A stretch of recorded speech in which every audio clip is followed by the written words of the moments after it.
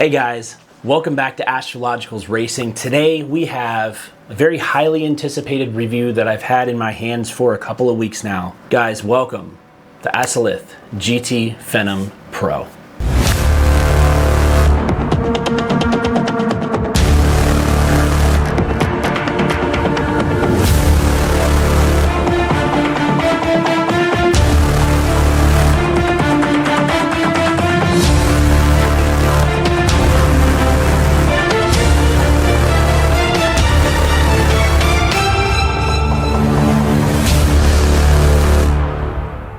I've had this wheel in my possession for a couple of weeks now, and I really just wanted to give you guys, number one, my personal experience that I've had the ability to present to you guys, but also the privilege that Acelith gave me and entrusted me with this wheel, that also full transparency that they gave me because I've been loyal with them for the past couple of years. They said, hey, you know what? This is our gift to you. And this is not going to steer my review one way or another. Whatever your choice is at the end of this, whether you're a sim racing enthusiast trying to get a really amazing wheel, or maybe you're just checking out this video because it looks cool, I think that both of you guys are going to get some value from this, because why not? So we're going to talk about some of the main features that really stood out to me and some of the cool ones that may stand out to you as well. So let's talk about the overall design and its purpose behind designing this new wheel, because they even stated right here, this kind of steering wheel is not Acelith's core business. This is not something that they typically do. He decided to create it driven by requests from the guys and in our esport team, Absolute Motorsport. So a lot of this was a request that they had from small teams that they had there in Italy, and that was the whole basis of it. This is not something that they typically do, and you have a wheel like this. Also, we're going to be talking about the price at an affordable rate as opposed to thousands of dollars that these typically would go for. I think that's notable for sure. So there's about 70 guys that went into the project of this, all having various opinions and everything like that. They said, hey, this is what we want. They listened to the guys, and this is the product that which they got.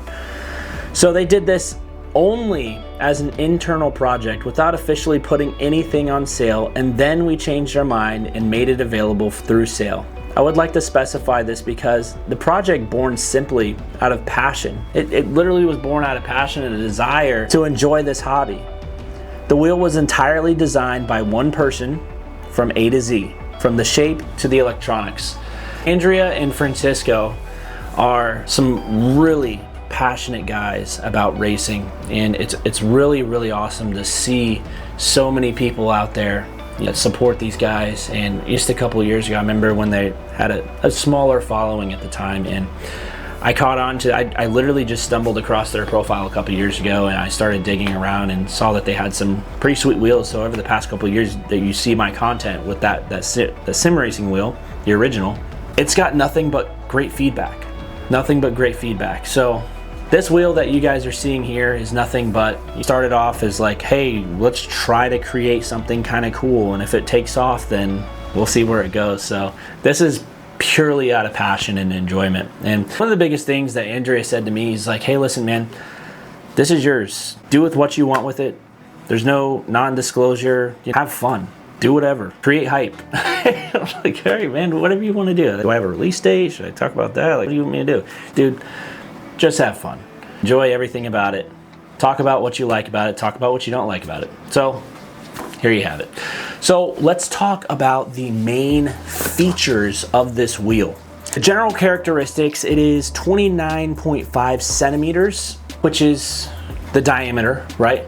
The weight is 850 grams. So that translates to very lightweight, which is a good thing.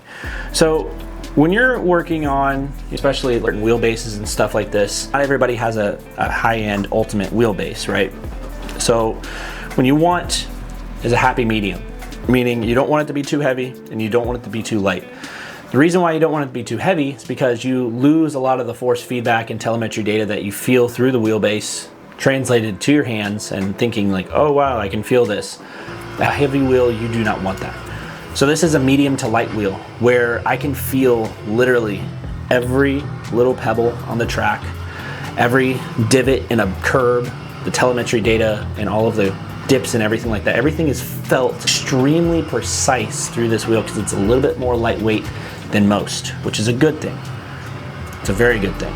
So that's one thing about the weight that I really liked. So next is so it is compatible with the 70mm quick release. Now, I don't think that they come standard with a quick release, which is perfectly fine.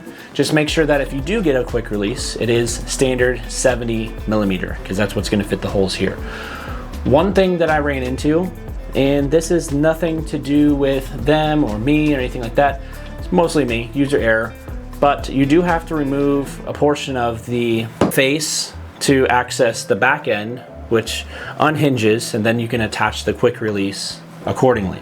I stripped out one of the screws, unfortunately, and I said, you know what? I'm not gonna go any further. I don't wanna cause any more damage. If I do cause damage, I would not forgive myself for it. So I took it to a local PC shop here that I've known religiously for probably about 5 years. I made it very clear to them, listen, this is an unreleased wheel. I want you guys to be as careful and meticulous as possible. The last thing I want you to do is do an invasive procedure where you have to break out a Dremel and potentially damage the face of this wheel. What had happened was they did what I told them not to. They damaged the wheel. They used a Dremel, and unfortunately, the face of the wheel had scratches caused from a Dremel. And I was not happy. But we're not gonna dive too deep into that. I've dealt with it accordingly. And I hope that this doesn't defer you guys from my transparency, because I wanna be 100% honest with you guys, and this is not taking away anything from the review whatsoever. I just wanted to be honest. So if you do see a little bit of a defect in some of these B-roll shots, that's why. But anyways, we got that out of the way. So we talked about the quick release. So the material, let's talk about the grips. They are polyurethane grips. They feel absolutely incredible. So some grips are made out of leather or plastic or even 3D printed or Alcantara. These are polyurethane, which I was very, very excited about, because usually when you get polyurethane grips like that, they're typically higher end. And they do feel very nice in your hands. The ergonomics of this grip is like none other. See, this is one of the best wheels that I've ever felt in my hands, so no complaints in that department. I would not change anything about the ergonomics of this wheel, for the record. So, love that about it. The grips are amazing. So, the brushed and anodized aluminum plate, it's laser and CNC machined. So that entire circumference of the actual interface, the foundation of this entire wheel, is CNC aluminum. Hence why I was talking about the weight earlier, is extremely lightweight, which is really awesome. That's where the weight reduction comes from, is the CNC aluminum, which allows for more data to be felt throughout the detail of the wheel. So I know that some guys, they make them out of plastics or carbon fiber. Carbon fiber would also be a great option, but then if you were to make it out of carbon fiber, the price of the wheel would probably increase quite a bit, and probably a lot if it was all carbon fiber, which is, that gets expensive when you get into stuff like that. Let's get into, so we talked about, so it's all anodized, machine aluminum. So the Picorni engineering caps, so those little caps that you see there, those are all Picorni. He makes the plastic end caps and the plastic buttons, and then the little dials up top, the metal dials, which are all configurable, which we'll talk about in a bit. Those are all 100% metal, really nice finishes. They look great. The one thing I did want to talk about, the actual buttons itself. I wasn't overall thrilled that they are this clear plastic material. That was the only drawback that I saw that I could see an improvement in the future, is if we made them out of like a clear silicone, because I don't know if you guys ever felt like plastic buttons, and they feel great. Everything is perfect about this wheel. And the one thing I would change is probably change those to like clear silicone, harder type silicone with a little bit of grip to it. So when you actually do touch the buttons, you actually have a little bit of friction there. So it's not the end of the world. Talking about the buttons, and then now the shifters. Now the shifters are all LS print and real carbon fiber. We tested the shifters in full aluminum, but the result was less pleasant to both the touch and to the ear, in addition to increasing the cost by $70. So they made them carbon fiber because, number one, they look pretty sweet. Less weight. They feel better when you're actually shifting. It doesn't make a tingy noise. It actually sounds really good. It's very pleasant. In addition to, this isn't mentioned here, to the shifters, there will be an available option for an additional upcharge. You can get the clutch paddles as well. So you have your first and second gear upshift and downshift, and then down below it or above it, excuse me.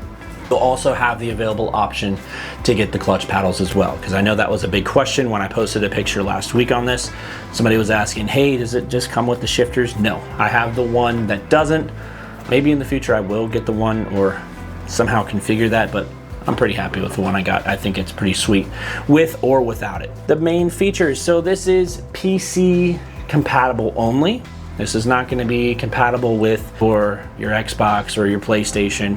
There's 28 total inputs, including 3 rotary encoders with button and 7-way funky switch. Each button is backlit with RGB LEDs. There's 15 customizable LEDs for RPM, flags, etc. And there's management solely through Simhub on PC. And of course, the 4-inch touch screen, not a Vorcore regular screen. This is all configured. You touch it, you can change your pages, you can select different dashes. There's thousands of different dashes that you can choose from. This thing is honestly a work of art. I've never had something to this extent to where it's like, this is next level. This is definitely one of my favorite wheels that I've ever owned now. If you guys want to check it out, the price, I'll be listing the price here. And again, you're not breaking the bank. For once in a very, maybe ever, this is the first time ever where you can get a high-end manufactured wheel at this rate. Are you kidding me? There's some of these companies that have reached out previously to me, and I'm seeing what their bottom dollar to really see what the market value would be if you work numbers with them. They're expensive, and this is not discrediting all of the hard work, the craftsmanship, the art, the creativeness that goes into every single one of these wheels, because a lot of these are actual replicas of real P1 hypercars. And professional drivers need an exact replica to what? To train on. I get it. I'm not taking that away at all, but they're expensive. Not everybody can afford a $2,000 wheel. These are amazing training tools. Number one, they look great. And I'm not a racer. Let's put that on the record. I am not a racer. I am a sim racing enthusiast, but I will say that this wheel, it's incredible. So with that, guys, hopefully you guys have been enjoying these reviews. Now, again, I did test this over the past couple of weeks, and I have nothing but good things to say about it. Truly incredible what the guys over at Acelith is doing. And this will be announced, I believe, October 18th. I think that we're around that date, so in a couple more weeks it will become available. Again, thank you guys for everything. Thank you guys just for, the support, subscribing. If you guys enjoyed this video, like, comment, subscribe if you haven't already. And we'll see you guys on the track.